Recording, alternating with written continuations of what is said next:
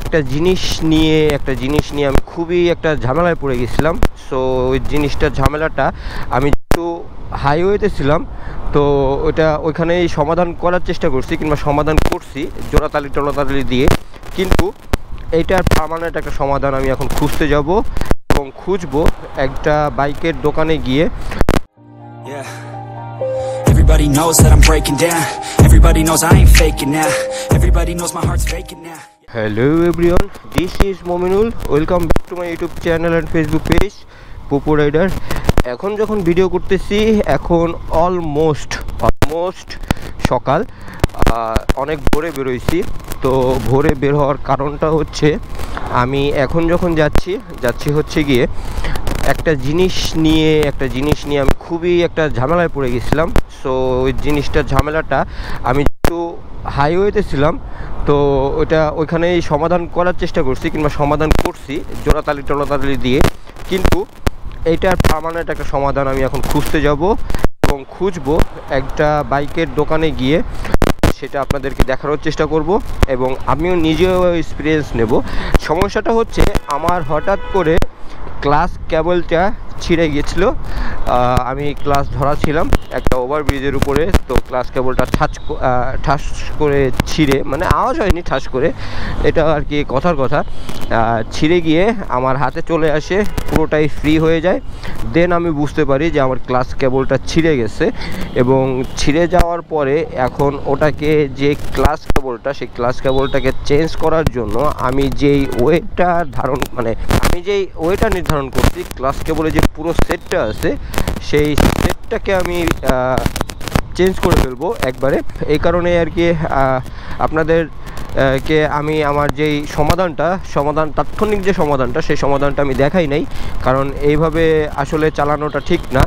কিন্তু চেঞ্জ করার পরে আর কি আমি চেঞ্জ করবো বিধায় ওটার পিছনে আর বেশি টাকা পয়সাও খরচ করি নাই, কারণ যেহেতু এটাকে চেঞ্জ করে ফেলবো সেহেতু এটার পিছনে টাকা পয়সা খরচ করাটা এই কারণে আর কি চেঞ্জ করি নাই। তো এখন আমি মিরপুরের দিকে যাচ্ছি।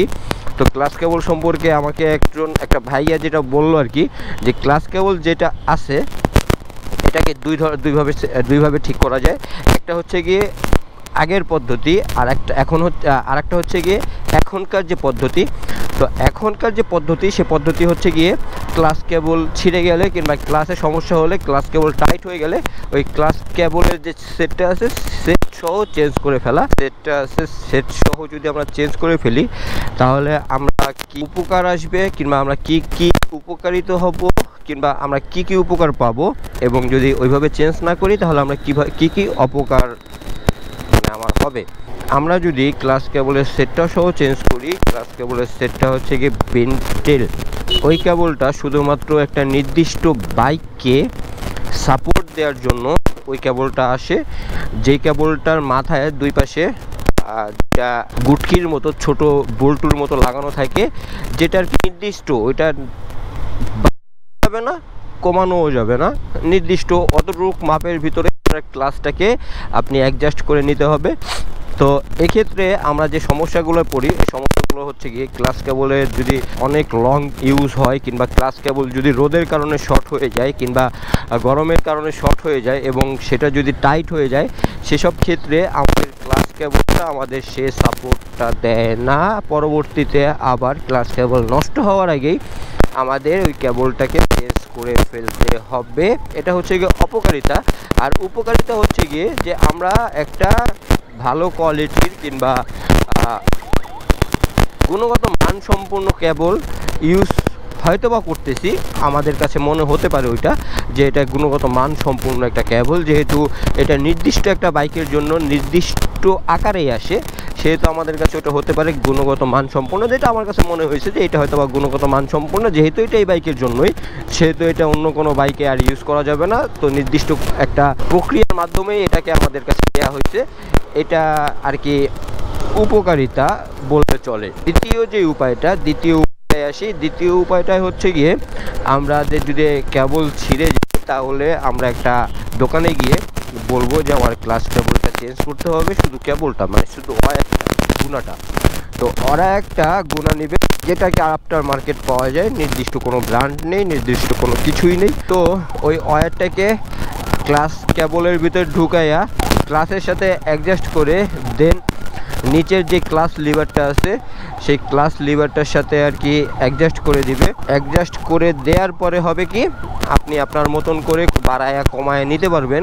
আর ওই ওয়্যারটা অনেক বড় হয় এবং ওয়্যারটাকে যদি ওই সিস্টেমে লাগানো হয় তাহলে ওয়্যারটার মাথায় মানে ওয়্যারটার মাথায় একেবারে শেষ মাথায় একটা গুটকির মতন যেটা থাকে ইনবিল্ট, যেটা কিনা এফজেডের জন্য তৈরি ওইগুলোতে, কিন্তু এটাই কিন্তু সেই গুটকির মতন সেটা থাকে না। তো সেই গুটকির মতন ওইটা কাস্টমাইজ করে লাগিয়ে নিতে হয়। তো কাস্টমাইজ করে লাগিয়ে নিলে অনেক সময় এটা ভালো কাজ করে, অনেক সময় এটা খারাপ কাজ করে। যেরকম আমার এখন পর্যন্ত আমি ওইভাবে ওরকম কোনো সিস্টেমে লাগাই নাই, যেহেতু আমার ক্লাস কেবলটা ছিঁড়ে গেছিলো। সো আমি একটা রাস্তার মাঝখানে যেরকম দোকান পাইছি সেরকম দোকান থেকেই একটা ক্লাস কেবল নিয়ে ওইভাবে লাগিয়ে নিয়েছি। আপনাদেরকে যদি একটু দেখানোর চেষ্টা করি আমি, হ্যাঁ আপনাদেরকে একটু দেখাবো আমি। তো এই এলাকা থেকে বেরোয় আমি বলতে থাকি আপনাদেরকে।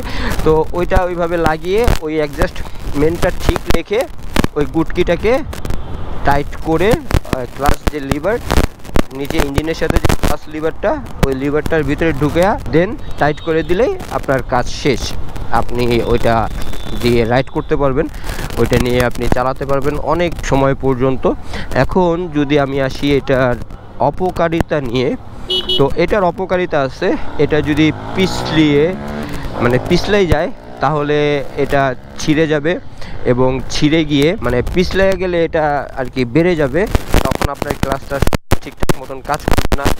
তারপরে আফটার মার্কেট জিনিস যেহেতু আপনি এটার কোয়ালিটি সম্পর্কে অনেক ভালোভাবে জানবেন না কিংবা অনেক ভালোভাবে জানেন না, এটাই স্বাভাবিক।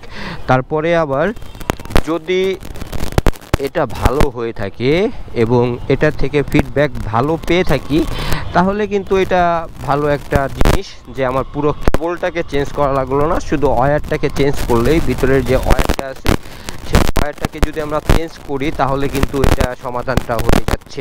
এই হচ্ছে গিয়ে সুবিধা আর এই হচ্ছে গিয়ে অসুবিধা। সুবিধা অসুবিধা দুইটাই আপনাদেরকে বললাম। আর আমি কোনো সার্ভিসিংয়ের দোকানে যাইনি, কারণ আমার এটাকে ওই যে বললাম যে আমার এটাকে একটা ভাইয়া ঠিক করে দিয়েছে, এভাবেই আমি তো ওইভাবে ঠিক হয়েছে। তো আমি আপাতত এটাকে চালাচ্ছি। এখানে স্ট্যান্ড করতেছে বিভিন্ন এলাকার আশপাশের বাচ্চা কাচ্চারা স্ট্যান্ড করতেছে। ঢুকে ভাবছিলাম আপনাদেরকে দেখাবো, কিন্তু সেই চান্সটা আর হলো না। আমি একটু দাঁড়াই, এখানে একটু দাঁড়িয়ে আপনাদেরকে দেখানোর চেষ্টা করি।